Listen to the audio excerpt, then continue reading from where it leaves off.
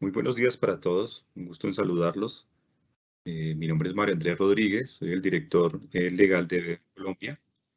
Eh, Gracias a todos por la asistencia tan puntual.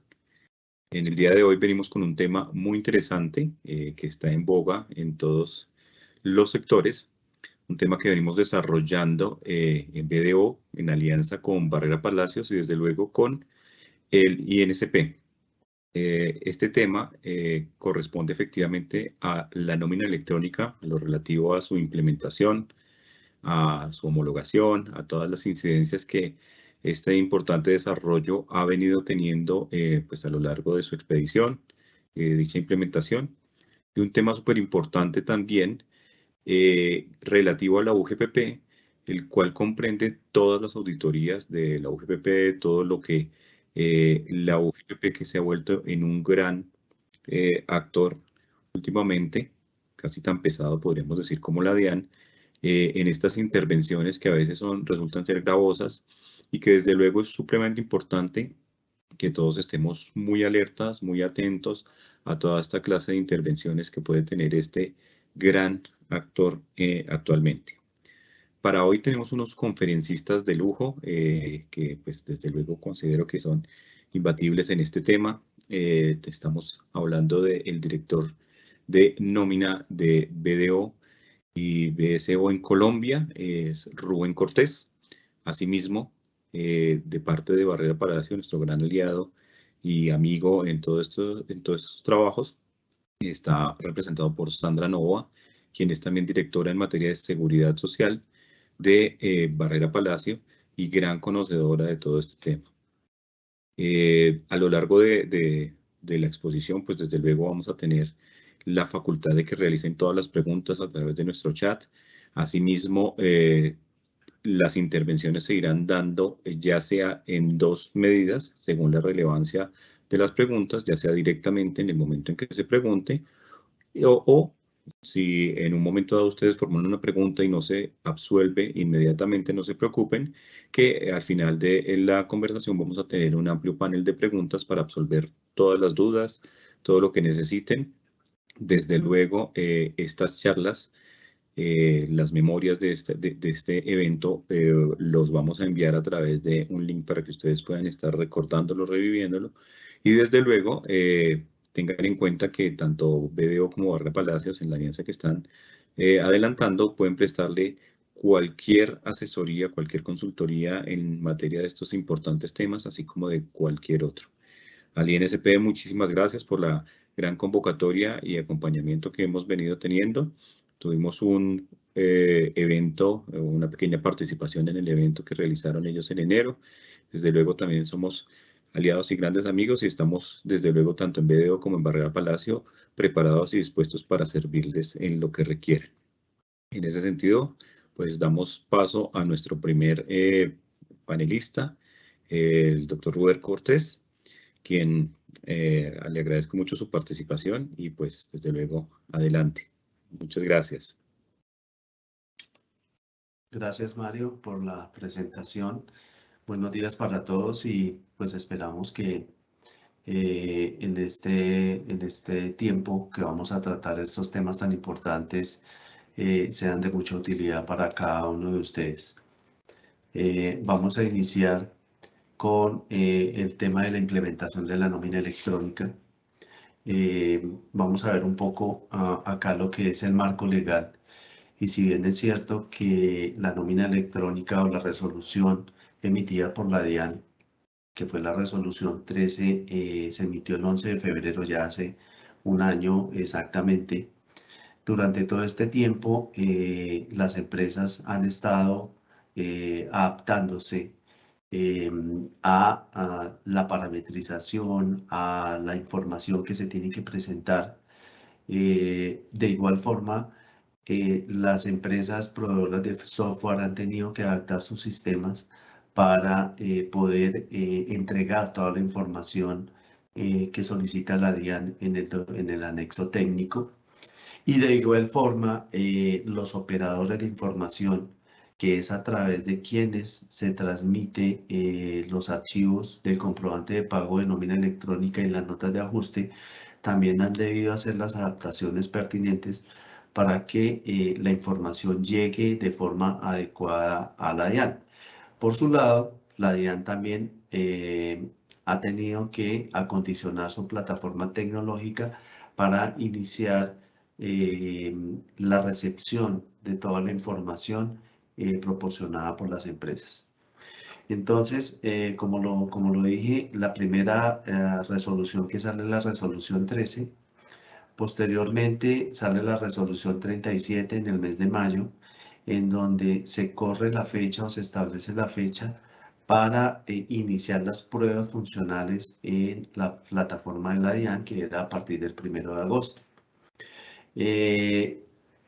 Posteriormente sale la resolución 63 el 30 de julio, en el cual se hacen dos modificaciones. Una al artículo primero de la resolución 37, en lo referente a la habilitación del servicio informático para la nómina electrónica, es decir, se corre un poco la fecha, y se adiciona un parágrafo para los sujetos del grupo 1, que deben empezar a transmitir la información de la nómina electrónica del mes de septiembre y debe ser reportada en el mes de octubre, pero hace una modificación que es que no se va a reportar hasta el 10 del mes, sino dan la prerrogativa de que se puede hacer hasta el 29 de octubre. Posteriormente, en el mes de octubre sale un oficio, que es el oficio 912-416, en el cual probablemente casi nadie le puso mucha atención a lo que decía este oficio, y era relacionado con la generación y la transmisión de las cesantías y los intereses de cesantías. Entonces, resulta que esto generó gran controversia en el mes de enero, cuando se tenía que presentar la nómina del mes de diciembre, porque, como lo digo, no se le puso mucha atención a este oficio, si se debía o no se debían reportar las cesantías causadas a 31 de diciembre. Más adelante lo vamos a ver en detalle. Posteriormente sale una nueva resolución, la 151, en el mes de diciembre, en la cual se establece que para las empresas del último grupo, que son las que tienen menos de 10 empleados, se va a permitir realizar la transmisión de la nómina electrónica de los meses de diciembre, enero y febrero en los 10 primeros días de marzo. ¿Por qué se hace esto? Pues porque como son las empresas con menor número de empleados, digamos que sus plataformas tecnológicas o la forma como estaban liquidando la nómina, seguramente algunas compañías manejando archivos de Excel o mecanismos un poco más manuales, no estaban listas para hacer la generación y la transmisión como lo solicitaba la DIAN en su anexo técnico. Y el último oficio que salió, que fue el 31 de enero de 2022, en donde se ratifica específicamente que las cesantías y los intereses de las cesantías sí se debían reportar en la nómina del mes de diciembre, porque realmente lo que se pretende es que las empresas puedan demostrar y poderse deducir de su impuesto de renta los gastos generados tanto por las cesantías como por los intereses de cesantías. Entonces, en conclusión, vamos a ver qué es la nómina electrónica. Y según la resolución 13 dice que es el documento electrónico que constituye, y está resaltado, lo tenemos resaltado, el soporte de los costos y deducciones en el impuesto de renta, derivados de los pagos o abonos realizados con la nómina y que se desprende de una relación laboral. Obviamente está compuesto por los devengos, deducciones, el neto pagado, el cual se debe generar y transmitir para la validación de la DIAN de manera independiente por cada uno de los beneficiarios de los pagos realizados y por el sujeto obligado. Entonces, aquí vamos a ver como algunas generalidades. ¿Quiénes son los sujetos obligados? Entonces, están obligados a generar y transmitir los documentos que realizan los pagos y abonos en cuenta que se derivan de una relación laboral. Entonces, los obligados son todos los empleadores que tengan una relación laboral establecida con todos sus empleados. Los beneficiarios del pago, por su lado, entonces son todos los empleados que están recibiendo estos pagos mediante una vinculación laboral y los pensionados que están a cargo de las empresas. Acá tenemos lo que es el plazo para el cumplimiento del periodo de la transmisión de los soportes de nómina electrónica y todos los sujetos obligados tendrán el plazo para la transmisión dentro de los 10 primeros días de cada mes, ¿sí? A partir del mes de octubre, como se estableció en la resolución, en la última resolución emitida por la DIAN. La periodicidad, según la resolución, la periodicidad de pago se debe, del reporte de la nómina electrónica se debe hacer una vez al mes en las fechas establecidas, independientemente de que la nómina sea mensual, quincenal o semanal, se debe hacer un solo reporte al mes. El CUNE. El CUNE es el Código Único del Documento de Pago de Nómina Electrónica, que es un requisito del documento soporte establecido en el anexo técnico y es el cual identifica a cada uno de los beneficiarios del pago. Esto está constituido por un valor alfanumérico que permite de manera inequívoca identificar el documento por el cual se está transmitiendo la información. Las notas de ajuste corresponden a documentos que permiten realizar correcciones o ajustar la información que se haya presentado inicialmente en el momento de la transmisión del comprobante de la nómina electrónica. Acá vamos a ver como un resumen del calendario, cómo se implementó. Entonces, primero inicia la habilitación en el mes de agosto. Luego, el primer grupo, que eran las empresas mayores de 250 empleados, debieron haber realizado su primer reporte en el mes de octubre, con la salvedad de haberlo hecho antes del 29 de octubre del mes. Posteriormente, las empresas entre 101 y 250 empleados han debido hacer el reporte en el mes de noviembre, los 10 primeros días, y las empresas entre 11 y 100 personas en el mes de diciembre. Ya en este que tenemos resaltado, que fue con la última resolución, las empresas de menos de 10 personas pueden hacer la transmisión de la nómina electrónica hasta el 10 de marzo, que incluye los meses de diciembre, enero y febrero. Entonces, este es el último calendario emitido por la DIAN para que todas las empresas empiecen a cumplir con este requisito. Ahora vamos a ver algo muy importante que se establece dentro del comprobante y dentro del anexo técnico entregado por la DIAN, que es la homologación. Entonces, ¿qué se debe homologar para poder hacer la transmisión de la nómina electrónica? Se deben homologar los conceptos, ya vamos a mirar qué conceptos, los tipos de contrato, tipo y subtipo de trabajador, países y departamentos, tipos de liquidación, formas y método de pago, manejo de redondeos y manejo de negativos en la nómina. No se pueden presentar negativos, no se pueden presentar valores negativos en el comprobante de transmisión de nómina electrónica porque van a ser rechazados. ¿Por qué se da este tema de la homologación? Porque digamos que cada compañía tiene unos conceptos por los cuales le está pagando a sus empleados, tanto los devengos como las deducciones, y se necesita que haya una uniformidad y una presentación estándar de toda la información que se está liquidando y se está pagando a los empleados, y que la DIAN y la UGPP tengan, digamos, toda la información sobre los cuales van a empezar a realizar las respectivas fiscalización de si las empresas están pagando adecuadamente los aportes, las deducciones que le hacen a los empleados. Entonces, vamos a ver primero la homologación de los conceptos de devengo. Entonces, los devengos son todo lo que constituye un ingreso para el beneficiario.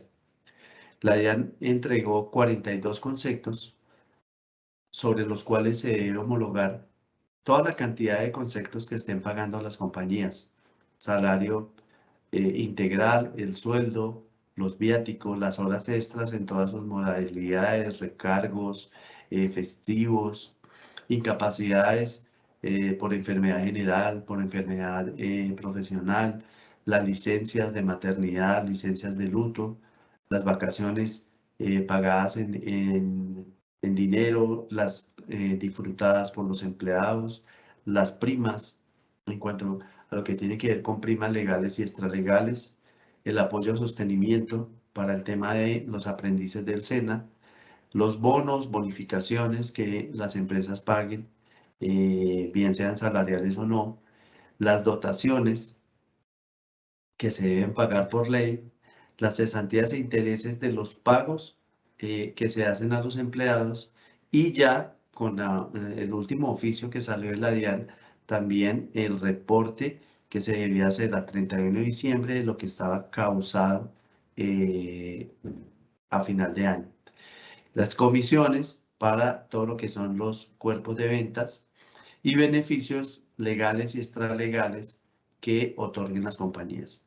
Acá hay que hacer una salvedad muy importante y es que se debe hacer una homologación y una clasificación muy cuidadosa de todos los conceptos en lo que es salarial y lo que no es salarial.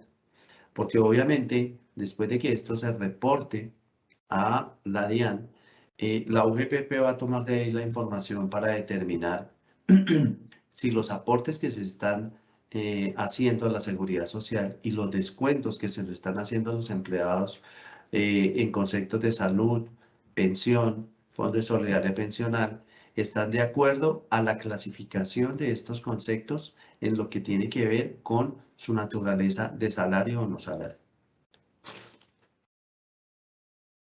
Ahora vamos a ver el tema del deducido en la nómina, que son todos los conceptos que se detraen de los valores devengados por los trabajadores. Entonces, para esto la DIAN destinó 28 conceptos en los cuales las compañías deben homologar la retención en la fuente descontada a los empleados, los aportes a la seguridad social, las libranzas, bien sea de entidades financieras o cajas de compensación, los anticipos que se realicen a los empleados, los préstamos que otorguen las compañías, préstamos de vivienda, préstamos de educación, préstamo de vehículo, todo esto debe ir reportado, los aportes a la AFC para las diferentes entidades, aportes voluntarios a las diferentes entidades y embargos, bien sean de alimentos, ejecutivos. Estos son algunos de los que nosotros mostramos acá como un ejemplo, pero obviamente las empresas tienen que entrar a mirar todos los conceptos que están detrayendo de los empleados para poderlo homologar en los 28 establecidos por la DIAN. De igual forma, hay una información adicional que se requiere y son conceptos relativos a la forma, medio, localización, ¿cierto? Entonces, para esto la DIAN destinó 55 conceptos. En estos 55 conceptos está la fecha de ingreso, la fecha de retiro, son obligatorios, ¿sí? Fecha de inicio de la liquidación de la nómina, fecha de finalización. Entonces acá se debe mostrar el periodo del 1 de enero al 31 de enero del mes. El tiempo laborado de los trabajadores que va atado a su fecha de ingreso de retiro, la fecha de generación del archivo, un prefijo de la sucursal, un consecutivo por cada uno de los registros que se van a reportar, actividades de alto riesgo si las tienen, el salario integral. En el anterior vimos como devengo, pero aquí es la clasificación, si es salario integral o es salario ordinario. El sueldo, el lugar de trabajo y fecha de pago. Como les digo, estos son algunos ejemplos que tomamos, pero hay que revisar cada uno de los 55 conceptos que ha entregado la DIAN para hacer esta homologación. De igual forma, se tiene que revisar si estos conceptos son obligatorios o no son obligatorios. Entonces, por acá tenemos como ejemplo uno que no es facultativo, no es obligatorio mostrar la tasa representativa del mercado o un campo de notas libres para reportar una novedad. Entonces, esos campos no son obligatorios, pero hay otros que sí, como tipo de trabajador, subtipo de trabajador, alto riesgo de pensión. El tipo de documento es muy importante. El documento del trabajador. Toda la información que tenga que ver con trabajadores, con aprendices, es obligatorio. Entonces, hay que hacer una revisión muy detallada, no solamente de lo que yo estoy pagando en la nómina, sino como tengo clasificados a los empleados y toda la información laboral que tengo de los empleados que debe ser reportada dentro de este comprobante.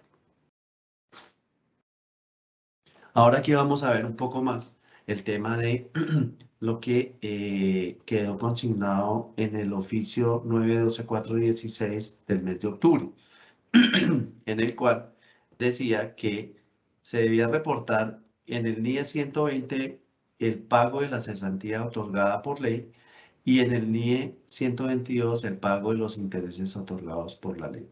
Entonces resulta que no solamente son los pagos, sino de acuerdo a lo que dice este oficio, también se debe reportar, acá como lo dice en este, dice que la generación del documento soporte de nómina electrónica frente al concepto de cesantías deberá efectuarse atendiendo al concepto de devengo. Esto es la realización del respectivo gasto deducible que pretenda imputarse el sujeto obligado.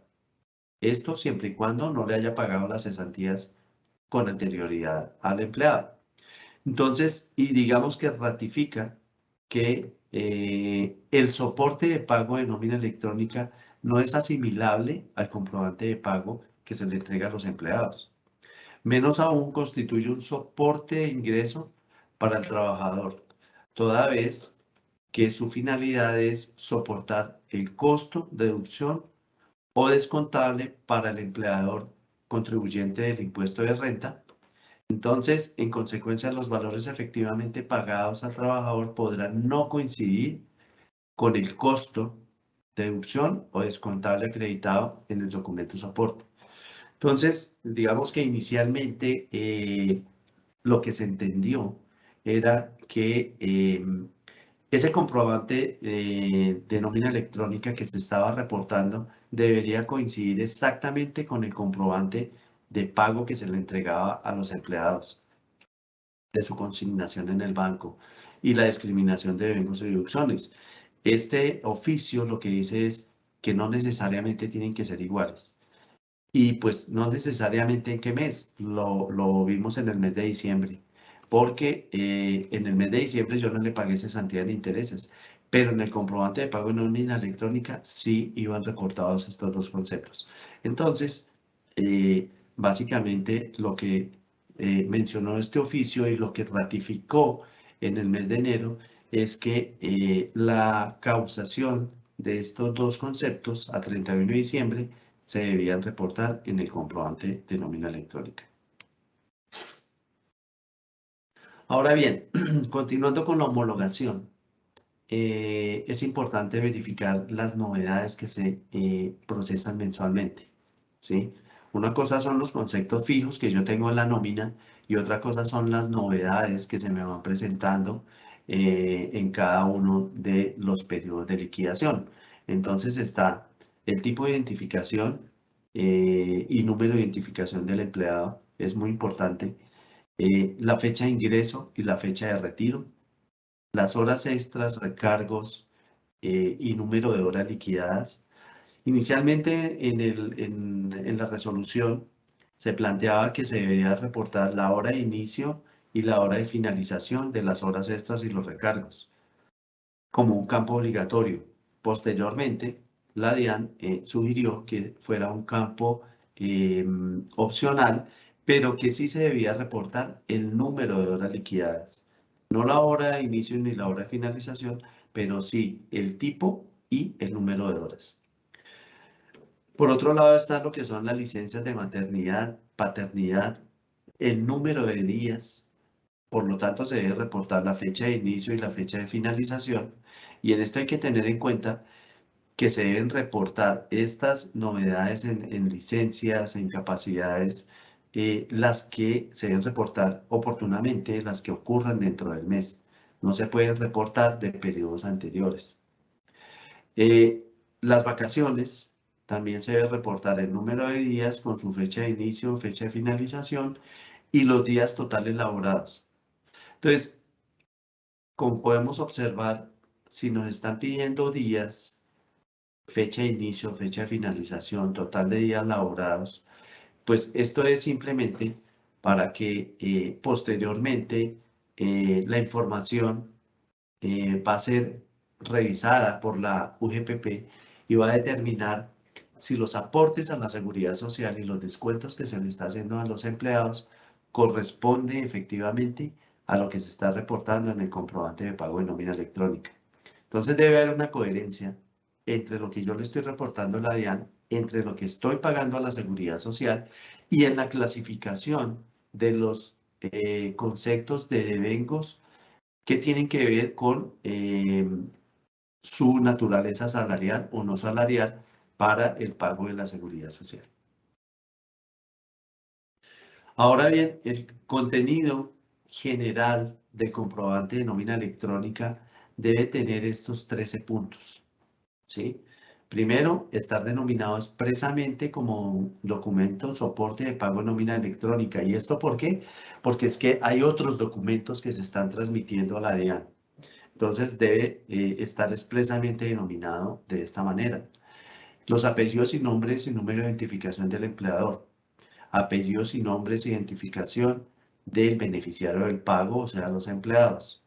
El CUNE, que es único por cada uno de los empleados, debe llevar un número que corresponda a un sistema interno de numeración consecutiva para que se tenga el registro de todos los conceptos consecutivamente que se han presentado y por cada uno de los empleados. Debe contener los valores que corresponden a los devengos, a las deducciones, el valor total neto, que es la diferencia entre el devengo y la deducción, el contenido del anexo técnico de soporte de nómina electrónica. Esto hace referencia a los 55 conceptos adicionales que se deben reportar de información adicional, el medio de pago, fecha y hora de la generación y algo muy importante, la firma digital para garantizar la autenticidad, integridad y no repudio de este documento ante la DIAN. Y por último, los apellidos, nombre o razón social del proveedor de la solución tecnológica y la identificación del software mediante el cual se está haciendo la transmisión. Entonces, ahora vamos a ver acá, en resumen, cuáles son los pasos que se deben seguir o se han debido seguir para poder realizar la transmisión ya definitiva. Entonces, primero, se debe hacer un registro ante la DIAN y este registro se debe hacer con el representante legal facultado en el RUT para la presentación de la información tributaria. Luego se debe hacer un proceso de habilitación y en ese proceso están en este momento las compañías de menos de 10 personas. También hemos identificado que empresas que estaban en los grupos anteriores no han reportado, están alistándose también para reportar. Entonces hay que hacer un proceso de habilitación que es hacer unas pruebas, lanzar unas pruebas de comprobantes para que la DIAN los pueda validar y aceptar. Si no se hace esta habilitación, no van a poder hacer la transmisión. La habilitación es obligatoria y lo que se pretende es, o lo que pretende la DIAN es estar segura de que la información que le están enviando cumple con la forma, la estructura y los campos solicitados dentro del anexo técnico. Luego viene en un proceso recurrente la generación del comprobante. Cada vez que se va a pagar la nómina, tengo que tener esta información acumulada para poderla generar a final de mes. Luego se hace la transmisión y esta transmisión se hace mediante un archivo XML en el cual debe contener los devengos, deducciones, CUNE, consecutivo, firma digital. Y existen dos medios para poder realizar la transmisión. Uno, que es un desarrollo propio, en donde el software está habilitado directamente, el software de la nómina ha sido habilitado por la DIAN para poderlo transmitir, o mediante un operador de información, de la misma forma como se hace la facturación electrónica. Entonces, por cualquiera de estos dos medios se puede hacer la transmisión, pero debe cumplir exactamente con todos los requisitos del anexo técnico. Posteriormente viene la validación, que es la que hace la DIAN en su plataforma, y rechaza o aprueba el archivo XML y le asigna un código QR de aceptación de la información transmitida. Entonces, para que no haya ningún inconveniente en las compañías, se tiene que generar una auditoría y un control interno permanente a todos los procesos. Y esto arranca con el tema de la liquidación de la nómina, independientemente, repito, de la periodicidad de liquidación, sea mensual, quincenal, semanal, catorcenal. Toda esta información se tiene que acumular para el comprobante al final de mes. Las liquidaciones de contrato, independientemente de su ocurrencia dentro del mes.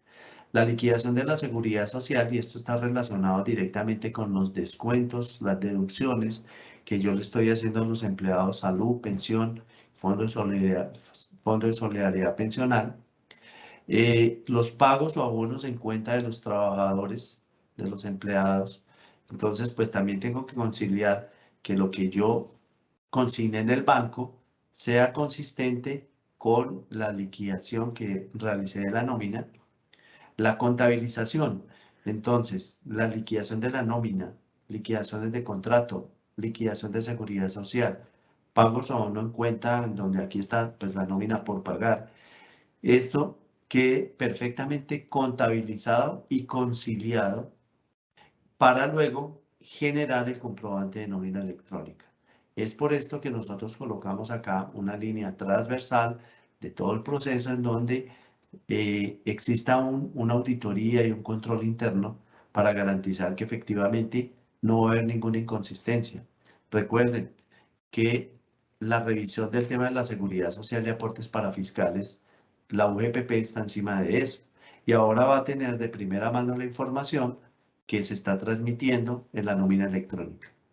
Entonces, hay que tener en cuenta que si la empresa está haciendo algún tipo de pago fuera del comprobante de nómina, por ejemplo, como medicina prepagada o seguros de vida a los empleados, todo esto tiene que ir registrado dentro del comprobante de pago de nómina electrónica porque va a ser fiscalizado y requerido en algún momento por la UGPP, que es el tema que sigue a continuación en cabeza de Barrera Palacios para que cada uno de nosotros tengamos un poco más claro a lo que nos enfrentamos con las fiscalizaciones que está haciendo la UGPP. Si tienen alguna pregunta, pues ahorita al final de la sesión vamos a responder todas las preguntas relacionadas con esta presentación. Muchas gracias.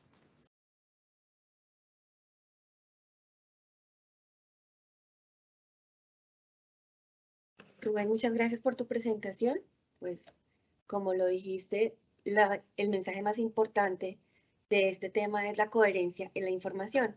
Y claramente, pues, ya vamos a ver cuál va a ser el impacto respecto a la UGPP. Entonces voy a compartirles acá la presentación. Muy bien. Entonces, vamos a hablar ahora de todo lo relacionado con los aspectos claves de contribución, los aportes para fiscales y los procesos de fiscalización de la UGPP.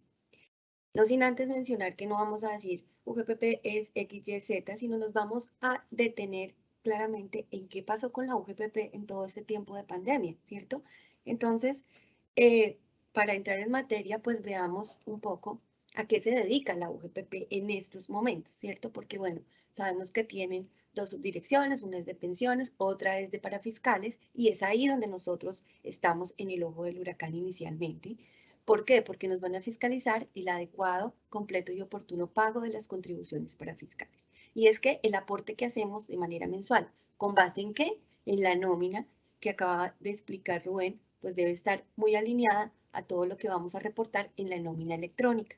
Y aquí un mensaje así clarísimo, esa homologación de conceptos es clave para todo el proceso. Por ejemplo, el tema de los viáticos. Cuando nosotros en nómina encontramos viáticos de manera general, pues así los mandamos de pronto a la nómina electrónica, sin darnos cuenta que en esa homologación estaba claramente establecido cuáles son los viáticos habituales y cuáles son los ocasionales. Y si nosotros en la nómina solo teníamos un rubro, pues muy seguramente podemos estar cometiendo un error en el reporte. Entonces es importante que ustedes verifiquen esa homologación de la que habló Rubén, ¿verdad? Y volviendo al tema de qué fiscaliza la UGPP, pues adicionalmente, ¿qué va a fiscalizar? Los apoyos PAEF y PAP, que fueron a lo que se dedicó en pandemia, ya que el gobierno nacional les adjudicó a ellos la obligación pues de hacer parte de todo el proceso que tenían que llevar las empresas al postularse, cumplir requisitos, validar que todas las personas que tenían en las planillas de seguridad social cumplieran con el requisito, se les entregó un dinero a las empresas y hoy por hoy están fiscalizando esos aportes y a las empresas. Entonces ya empezaron a fiscalizar de manera persuasiva y decir, oiga, estamos revisando y ustedes no cumplían con el requisito. Entonces son dos temas importantes que queremos que ustedes se lleven el día de hoy. ¿Y por qué es importante que ustedes sepan respecto a la UGPP y qué pasó con ellos en pandemia? Pues porque quiero presentarles el tablero de control de seguridad social que generó la UGPP durante el tiempo de pandemia. Y esto es clave, ¿por qué? Porque nos están monitoreando los aportes a la seguridad social, es decir, están monitoreando qué están pagando las empresas, qué están pagando los independientes. Y es clave para ellos, ¿por qué? Porque pues, sabemos que la información es poder y obviamente si saben cuánto está pagando cada mes por sectores, por empresas, pues ¿qué creen que pasan? Que se activan las alarmas cuando disminuye de una manera importante de acuerdo a los rangos que ellos manejan. Entonces, para los curiosos que están en este momento en la capacitación, pueden entrar a esta dirección que aparece en la presentación o simplemente digiten en Google tablero de control UGPP y van a encontrar esta información que les estoy presentando en este momento. Actualmente está reportada la información hasta octubre de 2021, pero ustedes pueden ahí hacerla, digamos que seleccionar el año y ver esas variaciones que tiene. No solamente frente a las relaciones laborales mensuales, como lo vemos ahí, sino, como lo dice el siguiente enlace, también lo tienen seleccionado por sectores económicos y por departamentos a nivel nacional. Entonces, fíjense que ellos ya tienen todo esto controlado, están absolutamente preparados, conocen cuánto aporte están recibiendo. Acá tienen todas las gráficas, cuántas personas salen del sistema, cuántas personas ingresan. ¿Y todo esto para qué? Pues porque están claramente conociendo cómo es el sistema hoy por hoy, ¿cierto? Cómo son las contribuciones. ¿Y qué va a pasar ahora? Pues que claramente con el envío, el reporte que hacemos de nómina electrónica mensual versus todo este conocimiento que ellos tienen, pues el unir esa información y el detectar evasión o omisión en los aportes, pues va a ser clave para ellos para poder activar esos procesos de fiscalización frente a los aportes a la seguridad social. Y créanme que va a pasar, y ya lo hemos visto. ¿Por qué? Porque lo vimos en el año 2016, tal vez, para las personas que hayan tenido esa fabulosa oportunidad de recibir una comunicación de la UGPP hace años, estoy hablando que eran como unas 7 hojas, en donde nos pedían un poco de información, ¿cierto?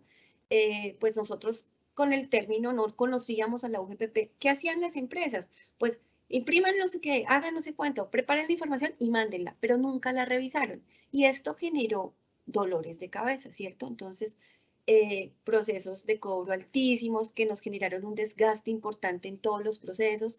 Entonces, pues, preparémonos, ¿cierto? Así como no queremos que nos pase lo mismo que nos pasó en el 2016, que tuvimos sanciones, que estuvimos supremamente estresados con esos requerimientos de información, pues quiero decirles, prepárense. ¿Por qué? Porque la UGPP sí está preparada para hacerlo. ¿Cómo nos preparamos? ¿Y cuál es la propuesta que les tenemos? Pues capacitarse y actualizarse, y pues felicitar a los que están participando el día de hoy de este webinar, porque efectivamente ya dieron un primer paso, ¿cierto? Y es actualizarse. Pero no nos podemos quedar en el que recibimos la información, uy, sí, esto es importante, uy, sí, lo de los viáticos es clave, tenemos que revisarlo. No, pero la doctora habló de esto y esto, sí. Pero resulta que cuando llegan las actividades del día a día, lo olvidamos, ¿cierto? Y no podemos perder esta información. Ustedes deben entrar a analizar en sus empresas si lo que estamos diciendo acá lo tienen o no lo tienen, si se hizo bien la homologación, si están preparados para la resolución que viene de la UGPP y que nos va a exigir información. Si no estamos preparados, pues hay que levantar la mano ante las personas que correspondan a las áreas que toman la decisión y decir, miren, podemos estar enfrentando esto, ¿qué hacemos, cierto? Y pues obviamente implementar medidas preventivas y que no sean correctivas cuando los términos estén corriendo. Entonces, eso es lo que les vamos a proponer en este momento, que ustedes se lleven estas líneas de ejecución y que puedan realizarlo en los tiempos que tengan. Entonces, presentarles como principal aspecto y tema clave que deben llevarse, que en septiembre de 2021 la UGPP emitió la resolución 858 de 2021, que entra a modificar el contenido y las características técnicas de la resolución 922 de 2018, que fue la primera resolución en donde se incluyeron las características. Y las modifica, sí, de una forma u otra, modifica el contenido, y para los que no han tenido la oportunidad de recibir una comunicación de la UGPP, pues ahora va a ser solo 2 hojitas, uno en donde le informan que le iniciaron un proceso de fiscalización por el periodo X, que generalmente es el año como lo venían manejando, y 2, pues que por favor envíen la información conforme a las características de la resolución 858 en el término que va a ir entre 15 días y 3 meses, ojo, para un año, y que debe cumplir con estos requisitos. Entonces, un formato para trabajadores y o asociados. Entonces, esto de asociados es para las empresas de servicios temporales. Que este formato debe transmitirse bajo un sistema de información que ellos están creando, que es el Datacode. Es como un software, no lo conocemos porque hasta que no empiecen a fiscalizar, no vamos a saber qué otras casillas o columnas incluyeron en ese formato, pero por ahora, para que lo conozcan y para que ustedes vayan preparándose, pueden ir a la página de la UGPP en proceso de determinación, fiscalización, y ahí bajar el formato que se tenía anteriormente para reportar la nómina.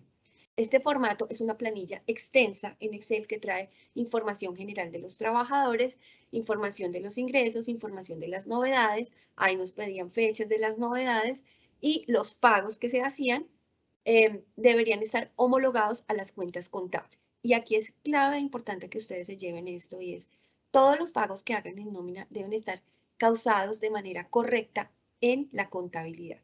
Por favor, como tarea dentro del proceso de nómina, cuando ya liquidan, pagan seguridad social, hacen el cierre, hagan la conciliación entre la nómina y la contabilidad, al menos de los valores totales. Y si hay diferencias, que ustedes puedan tomar en las notas la justificación de estas diferencias, porque pues cuando nos fiscalicen a futuro vamos a saber por qué, y podemos informarle a la entidad las razones por las cuales se generan diferencias, y no como nos pasaba antes del 2019, que aparecían estas diferencias en los procesos de auditoría. ¿Y por qué? Uy, no, ni idea, doctora. No, y es que la persona que hizo la nómina ya no está, entonces no sabemos por qué se presentó esto. Y vamos a mirar los archivos y no hay ningún rastro de qué pasó, porque hay más valor pagado en vacaciones por nómina que en contabilidad. Ni idea. Porque hay más viáticos acá que acá, no sabemos. O sea, no hay información que le permita a las empresas a futuro justificarse. Entonces, incluyan dentro del proceso actual esa verificación. Y si hay diferencias, las notas que le permitan a futuro recordar las razones de esas diferencias. Entonces, vayan al formato UGPP. Muchos software hoy por hoy tienen un botoncito en donde dice el proceso de fiscalización, baje aquí el formato de nómina. Ustedes la tarea que tienen es bajarlo y revisar que esté bien parametrizado, porque nos ha pasado también en los procesos de fiscalización que nos envían ese formato. Ah, yo ya lo tengo, doctora, eso ya está clarísimo porque yo lo pedí y el software me lo puso y ahí está el botón. ¿Alguna vez han hecho la prueba de bajarlo? Uy, no, doctora, nosotros solamente vimos que bajara, pero nunca revisamos si los pagos salariales están bien parametrizados o si los dejaron de pronto como no salariales, algún concepto especial. No saben porque no lo han hecho. Nunca los han fiscalizado, entonces ahí está, pero ok, la idea es que si lo tenemos, lo usemos, lo revisemos y así mismo estemos tranquilos de que la información está al menos lista. Y si hay que incluir otros pagos informativos, como lo es los pagos de prestaciones sociales, pues que sea solamente incluir columnas y ajustar el formato que ya tenemos, ¿cierto? Porque recuerden que en la nómina electrónica, como lo mencionó Rubén, solicitó los pagos de cesantías y todo lo demás del año anterior. Entonces, la UGPP está dentro del formato incluyendo esos pagos que no tendrían relación con la seguridad social, pero que lo que sugerimos es el formato debe ser muy parecido al que reportamos en la nómina electrónica para que la fiscalización de ellos sea mucho más eficiente. Entonces, tengan en cuenta todos estos plus y revisen la resolución 858 respecto al tema de nómina. Pero adicionalmente, para todos los contadores, pues nos exigen la información de balances y de auxiliares bajo una estructura especial, ¿sí? Y esto no quiere decir que como hoy están presentando ustedes la información ante las entidades que los fiscalizan o que los controlan, como la DIAN o la Superintendencia Financiera, que lo estén haciendo mal, como me lo decían algunas personas. No, lo que pasa es que la UGPP está pidiendo una estructura especial y bajo un detalle de información que muchas empresas no lo tienen por temas de confidencialidad o lo manejan con el módulo de nómina, que es ahí donde está el detalle de los pagos. Entonces, es importante que ustedes en las empresas revisen si cumplen con los parámetros que pide la UGPP para el balance, para los auxiliares. Si no lo tienen y si es necesario que lleven el módulo de nómina y lo reporten, verifiquen también esa estructura, porque es clave que ustedes tengan la información como ellos la piden en las características, forma y que sea exacta y que esté completa. ¿Y por qué reiterar el tema? Pues porque si yo no lo presento en el plazo que me dan, como me lo piden, pues voy a tener una exposición a un riesgo que es una sanción. Y esa sanción va desde 30 VTs, que pueden ser 1.140.000 para este año, hasta 15.000 VTs, perdón, que pueden ser más de 500 millones de pesos, si yo no logro entregar la información conforme ellos me lo piden durante un año, ¿sí? Entonces pensemos, ¿el escenario de un año se puede dar? Pues quiero decirles que sí. ¿Por qué? Porque si yo no tengo la información contable al tercero detallado, generar esa información de un año, ¿ustedes creen que lo alcanzan a hacer en 3 meses? Pues quiero decirles que en algunas experiencias que hemos tenido correctivas es imposible el solo hecho de parametrizar la información para que se vaya en las características y en la estructura que ellos piden, no nos dan ni los 3 meses. Entonces, por favor, a las áreas contables, revisen las características, revisen el detalle de la información que está pidiendo la UGPP para que no los vayan a coger desapercibidos, que no sepan de qué les están hablando, sino que ya por lo menos haya un avance en la generación de estos informes que pues los van a requerir en un proceso de fiscalización por parte de la UGPP. Entonces, ese es el primer mensaje. La información que pide la UGPP es, la tenemos, sí, pero validar que sea con las características que ellos nos piden. Y un dato aquí clave e importante para las personas que asesoran trabajadores independientes. La resolución 858 los incluyó.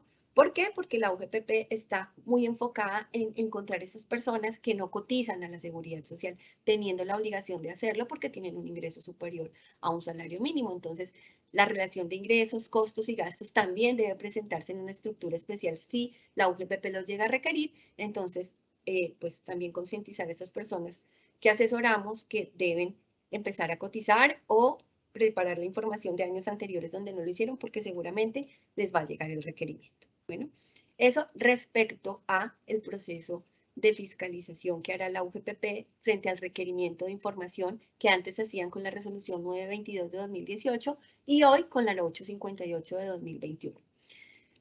Quise traerles esta imagen rápidamente del proceso de fiscalización como es. Nos llega un requerimiento de información a los aportantes, debe contestarse en el plazo que se establece, ¿cierto?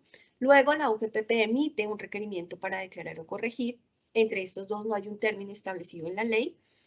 Pero cuando nos llegue, pues ahí ya nos trae un valor que la UGPP supone, presume, deben las empresas y tenemos 3 meses para contestarlo. Estos 3 meses, pues a veces son muy cortos porque los valores que ellos nos piden que debemos o que son inexactitudes, que es un menor valor pagado, o moras, valores que no pagamos dentro del proceso de aportes, pues nos toca revisar persona por persona de un año. Entonces esto es demorado, pero además tenemos que justificar el por qué incluimos o no incluimos algunos conceptos de la nómina dentro del proceso de liquidación. Y ahora con la sentencia de nulidad parcial que emitió el Consejo de Estado al Acuerdo 1035, pues es importante que revisemos esos conceptos de la nómina que estábamos incluyendo, que ahora por la sentencia pues quedó claro que no se deben incluir, o de pronto que algo que esté por fuera de la nómina, como lo mencionaba Rubén, que no estamos incluyendo para efectos de la liquidación de los aportes, pues que nos impacte, por ejemplo, en la ley 1393 y nosotros no tengamos eso claro. Entonces, como tenemos 3 meses para responder este requerimiento, pues es muy corto el tiempo, ¿cierto? Pero digamos que lo logramos y presentamos esa respuesta al requerimiento para declarar o corregir. La UGPP tiene 6 meses para emitirnos la liquidación oficial.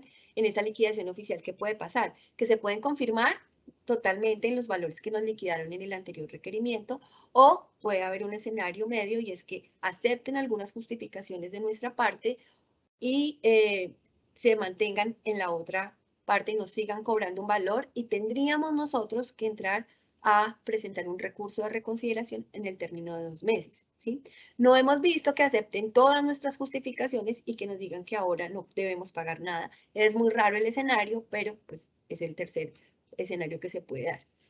Si tenemos que objetar, entonces pues tenemos 2 meses para presentar el recurso de reconsideración, un plazo bien corto porque lo mismo tenemos que revisar el 1 a 1 y aparte hacer el documento para justificar estas diferencias. Y cuando yo ya le radico a la UGPP, ellos tienen un año para definir la situación dentro del proceso. Como pueden darse cuenta, el proceso de fiscalización puede durar más de 1 año, más de 2 años, perdón, en llevarse a cabo hasta la finalización. ¿Y esto qué significa? Pues que si nos están fiscalizando, como nos pasó en el año 2019, que estábamos viviendo fiscalizaciones de los años 2017 y 2018, pues que estamos hablando de 2 años más, sin contar los términos suspendidos de pandemia, vamos a hablar de 4 años de intereses de mora. Pues muchas veces el valor del aporte es lo que menos vale frente al resultado de la proyección de los intereses de mora que tengo que pagar por no haberlo hecho en forma oportuna. Entonces, pues es importante que ustedes revisen los parámetros de liquidación, que validen si están haciendo bien esa contribución para evitarse pues todo este proceso que les estoy contando. Adicionalmente, si les llega la fiscalización, ustedes no entregaron en el término porque no tenían, no estaban preparados con la información, con las características y bajo la estructura que la UGPP pide, pues nos pueden iniciar un proceso sancionatorio que arranca con un pliego de cargos, el cual pues la empresa debe presentar los descargos correspondientes en 3 meses. Luego la UGPP emite la resolución sanción si no acepta nuestros descargos. Ellos tienen 6 meses para emitir esa resolución sanción. Si no estamos de acuerdo con esa resolución, tenemos que presentar un recurso de reconsideración también en 2 meses, y al radicarlo ellos ya tienen 1 año para estudiar el tema y confirmarnos la sanción o de pronto disminuirla o anularla, ¿sí? Entonces, estos procesos son bastante largos. Hoy por hoy, las empresas que no cumplieron con los requisitos de la resolución 922 del año 2018 están sufriendo este tipo de procesos, y pues el tema es que es bastante dificultoso la demostración de que yo envié toda la información, la envié completa, la envié oportuna, porque no se cuenta con todos los soportes. Entonces, el mensaje acá es prepárense, revisen, y si tienen que tomar acciones correctivas, perdón, preventivas, háganlo antes de que llegue el proceso de fiscalización. Eso frente a los aportes a la seguridad social. Pero también tenemos que tener claro que la UGPP tiene la función de verificar que las empresas que fueron beneficiarias de los apoyos del PAEF y del PAP pues realmente hayan cumplido con los parámetros y con los requisitos que establecían las normas correspondientes, ¿cierto? Entonces, a partir del 1 de noviembre del año 2021, la UGPP pues tenía la facultad de iniciar los procesos persuasivos de cobro de las empresas que, según la revisión que ellos hacen, no cumplían con los requisitos. Y quiero decirles que efectivamente esto está pasando. En el mes de enero muchas empresas recibieron unas comunicaciones como estas. Está pequeña la letra, lo sé, pero es una acción persuasiva de la UGPP en donde le está informando a una de las empresas que revisaron la información contable que se había reportado a la DIAN en el formulario 350, declaración de retención en la fuente, y que al hacer esa verificación de la disminución del 20% de los ingresos, encontraron que esta empresa en estos 4 meses no cumplía.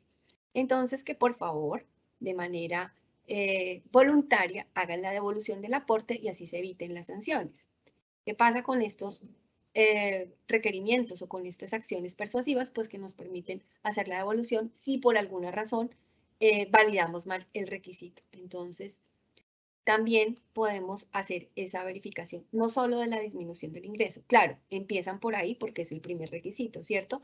Pero si ustedes escuchan algunas de las conferencias de la UGPP, ellos no solamente van a revisar el requisito de la disminución del 20%, ellos van a entrar a verificar que el aporte entregado se haya invertido en lo que efectivamente se debió hacer, que era el pago de la nómina o gastos de nómina, pero además que las personas por las cuales les entregaron se haya cotizado de manera correcta, completa y oportuna. Entonces, fíjense que no es solamente quedarnos en esto, sino que el mensaje es, empezaron a hacerlo. Yo revisé que el apoyo que me dieron correspondía a las personas que realmente tenían el beneficio, o de pronto alguna tuvo una suspensión y yo debía hacer la restitución de ese aporte. Entonces, también hay que revisar esto, no esperar hasta que me fiscalicen, sino hacerlo de manera preventiva y si tengo contingencias, por lo menos hacer las reservas correspondientes para tener claro y que no se impacte mi presupuesto de una manera directa. Entonces, ¿qué vamos a hacer? ¿Qué acciones preventivas podemos tomar para evitar que todo este escenario gris que les estoy mencionando se presente en la compañía y que me vea expuesta a riesgos innecesarios, ¿cierto? Que impacten mi presupuesto. Pues los invitamos a hacer una auditoría bajo metodología UGPP.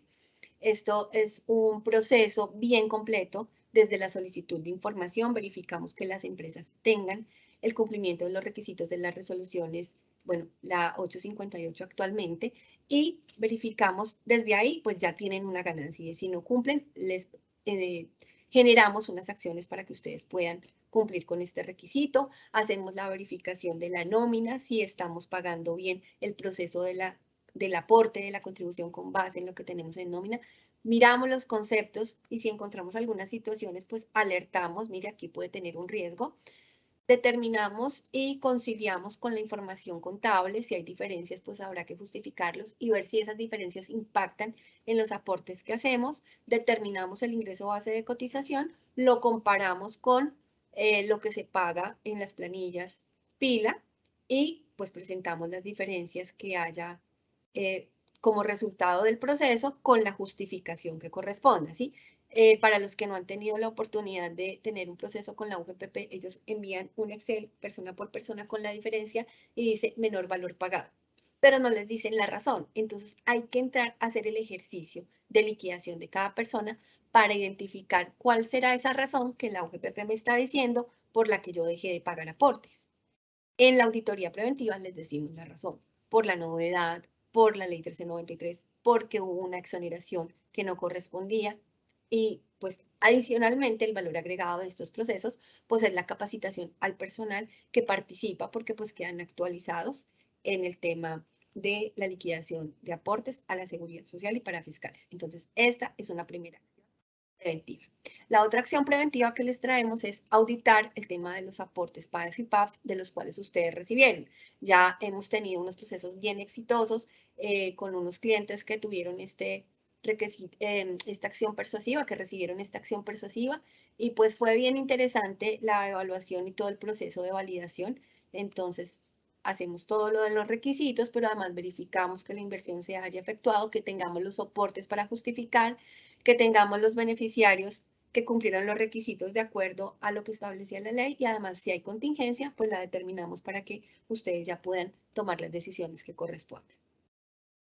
Y una acción persuasiva final, que no por ser lo último tiene menos importancia, es presentarles el mapa de riesgo legal que Barrera Palacio ha diseñado respecto al módulo UGPP. Y este es un software que nos permite con una información que es una información mínima, identificar si ustedes tienen riesgos respecto a una fiscalización de la UGPP, ¿cierto? Vamos a verificar afiliaciones, vamos a verificar pago de aportes de las novedades más importantes, vamos a verificar pagos de ley 1393, vamos a verificar exoneración y vamos a revisar si cumple con la información que le requiere la UGPP. Estos 5 aspectos los revisamos y los resultados de este módulo son de esta manera, de una figura gerencial en donde les decimos cuáles son esos aspectos que tienen riesgo, si cumple o no cumple, pero adicionalmente les presentamos un mapa de calor en donde ustedes puedan identificar qué es lo primero que deben hacer respecto a los riesgos que tienen con la UGPP o una auditoría completa o simplemente preparar la información y hacer una acción correctiva para estar listos cuando llegue la UGPP o revisar qué pasa con el proceso de afiliaciones o qué pasa con el proceso de las novedades. Entonces, esto les permite priorizar las acciones a tomar y adicionalmente un informe detallado pues que les dice cuáles son estos hallazgos y cómo los podemos corregir. Entonces, este módulo pues es un tema de verdad muy ágil, no tienen que empezar a buscar mucha información porque se hace de una manera casuística. Ustedes escogen, nosotros les damos unos parámetros, ustedes escogen, nos envían la información y así hacemos la evaluación. Entonces es bien interesante para que ustedes puedan conocer este módulo y los resultados para que puedan priorizar. Y bueno, entonces hasta acá mi intervención. El mensaje es prepárense por favor y pues abrimos si les parece el espacio para preguntas. Invitarlos también a que diligencien el formulario para que les llegue la presentación. Creo que no lo han diligenciado todos y es importante para que reciban todo el contenido que les estamos presentando en el día de hoy.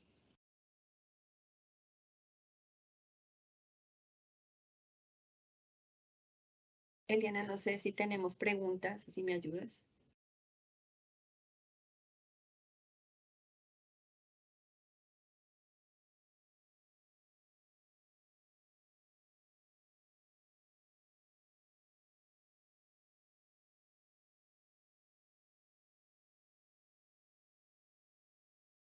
María, ¿tienes preguntas en el chat? No, no lo puedo abrir, no veo si tenemos preguntas.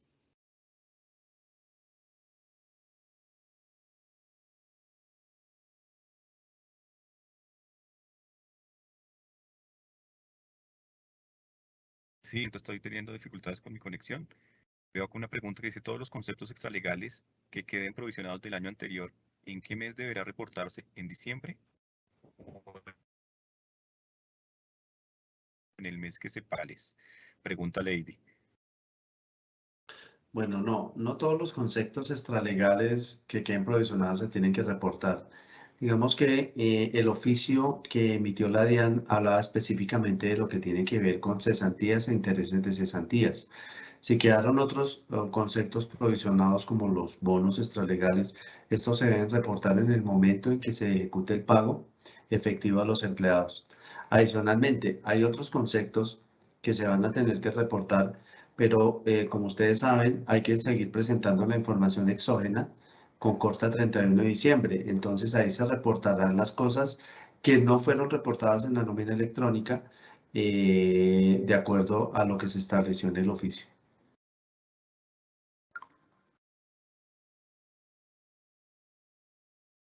Bien, Oscar pregunta, la DIAN ha emitido 2 conceptos de interpretación sobre el mes en que deben reportarse en la nómina electrónica las prestaciones sociales consolidadas, especialmente las cesantías e intereses, indicando que debería ser en diciembre, paréntesis, fecha de consolidación, cierro, pero hay otras interpretaciones con las cuales estoy de acuerdo, y es la de reportar en el mes de pago o consignación a los fondos de cesantías.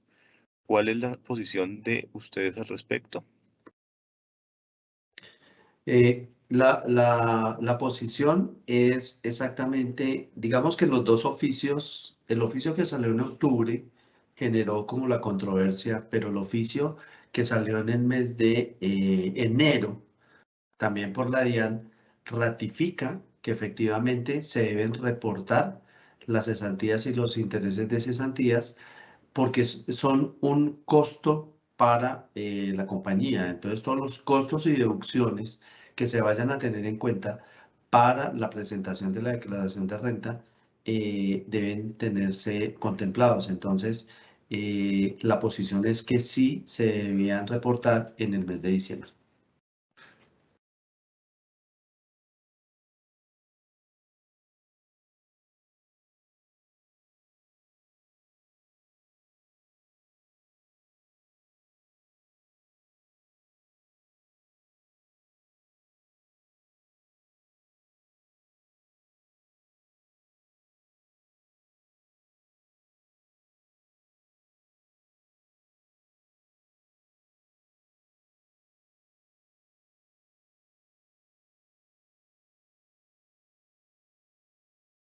¿Hay alguna otra pregunta sobre esto o sobre la OGPP?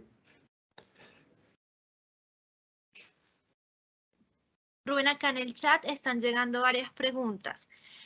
Sí, te toca que las leas tú para que la gente pueda escucharla porque eres tú el que está en cámara. Entonces te lo acabo de dejar Ok. acá. Elena tiene una pregunta.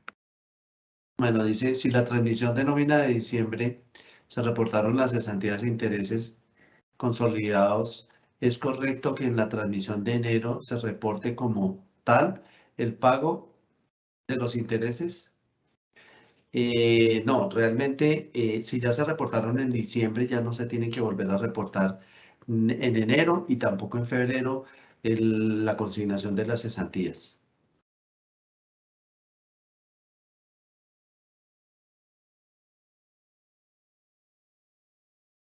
Lady nos pregunta, ¿todos los conceptos extralegales que queden provisionados del año anterior, en qué mes deberán reportarse? ¿En diciembre o en el mes que se pague? Ejemplo, los bonos extralegales. Sí, esta ya la respondimos y se debe reportar en el mes en que se realicen los pagos. Por acá también nos preguntan, si se omitió el reporte de cesantías e intereses en diciembre, ¿qué se debe hacer? Se debería hacer una nota de corrección, una nota de ajuste, reportando los valores causados a 31 de diciembre. Te dejo otra pregunta acá en el chat para que la leas, Rubén. En el caso de la dotación, si se da al empleado en especie, zapatos o vestuario, esta se debe reportar en la nómina electrónica.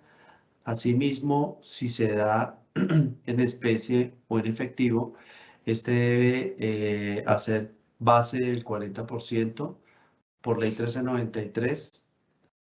En muchos casos, estos pagos no se ven reflejados en la nómina del empleado. Esto se vería como una falta o error tanto de nómina electrónica como en la OGPP.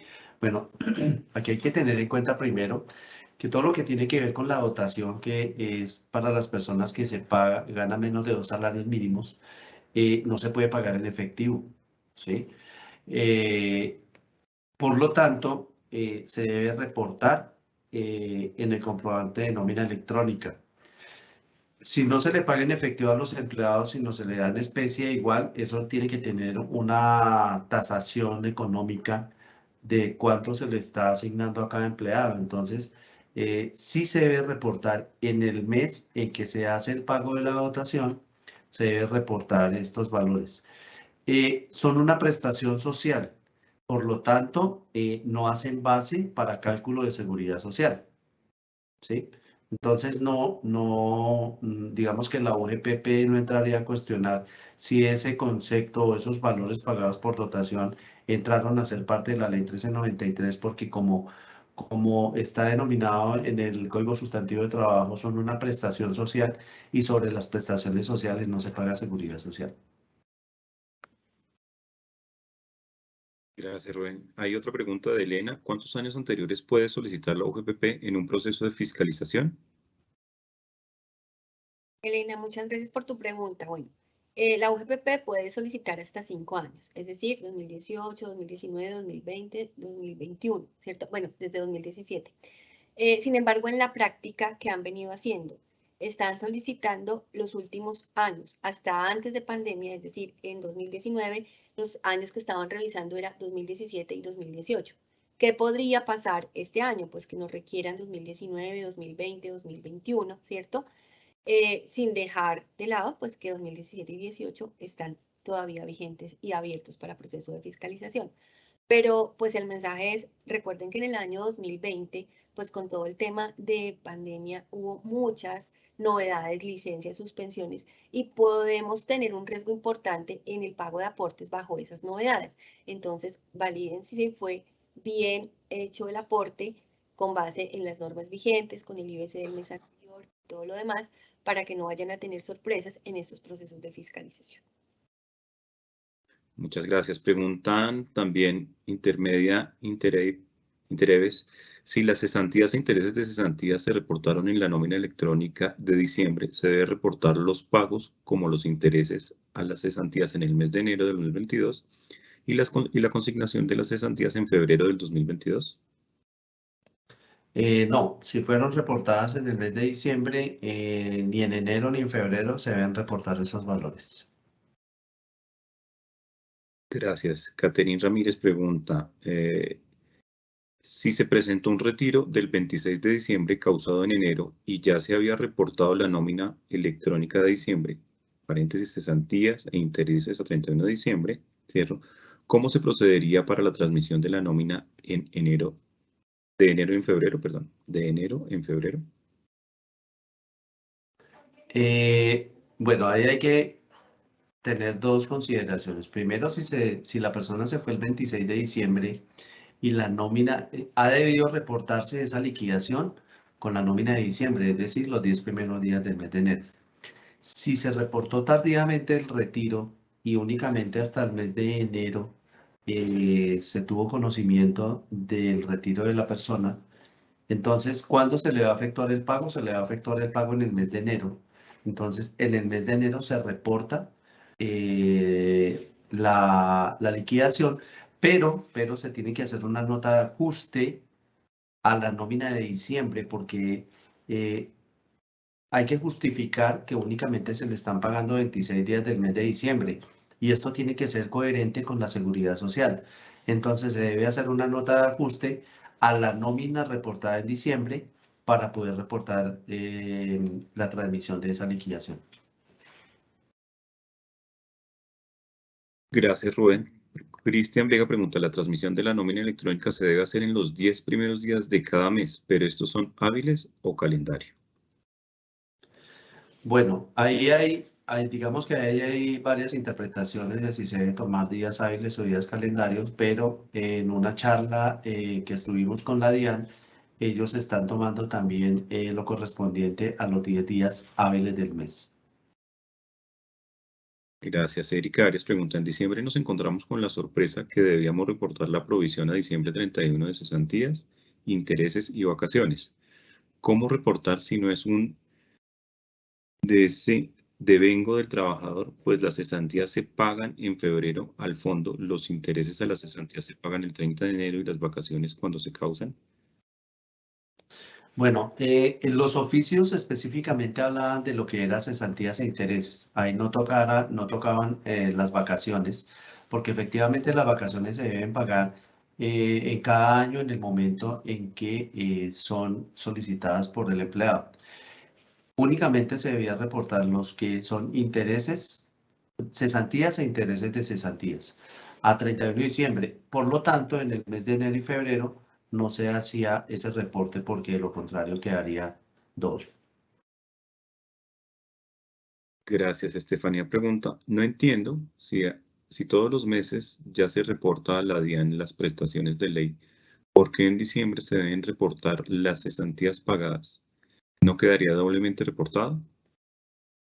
Bueno, aquí hay que hacer una aclaración que todos los, en el comprobante de pago de nómina electrónica, la resolución 3, el anexo técnico, ahí no piden que se reporten prestaciones sociales, únicamente las que se pagan, pero provisiones sobre las mismas, las únicas que solicitaron o permitió la DIAN de acuerdo al oficio emitido en octubre y en enero, son las cesantías e intereses. Ningún otro tipo de provisión se puede presentar en este comprobante. Muy bien, ahora pregunta Jessica, me genera una inquietud, ¿cómo hace la UGPP la verificación de la disminución en el formulario de retefuente? Jessica, supongo que estás hablando para el tema de el requisito del PAF y del PAP. Pues teníamos dos procedimientos. Uno era compararlo con el mes anterior, ¿cierto? Y el otro era compararlo con el promedio de enero y febrero del año correspondiente. Entonces, tienes que revisar la resolución y ahí de ellos toman, pues, el reporte que tú hiciste del formulario 350 para los meses que corresponden versus el mes en el que tú te postulaste y ahí hacen el total de ingresos, revisan la diferencia y si eso aplica para que te dé el porcentaje del 20, superior al 20%, pues cumplías con el requisito. Si no, pues te están requiriendo. ¿Qué pasó? Muchas empresas hicieron esta revisión con la información de los balances y resulta que la información que tienen en los balances es diferente a la que le reportaron a la DIAN. No es muy común que esto pase, pero conocemos el caso de algunas empresas que tuvieron esta situación y bajo el formulario 350 no cumplían con la disminución del 20% de ingresos, pero con sus balances sí. Entonces es importante que hagan esa verificación de qué información tomaron y pues que tengan en cuenta que la UGPP está tomando la información que se reportó a la DIAN en los meses que corresponden. Muchas gracias, Sandra.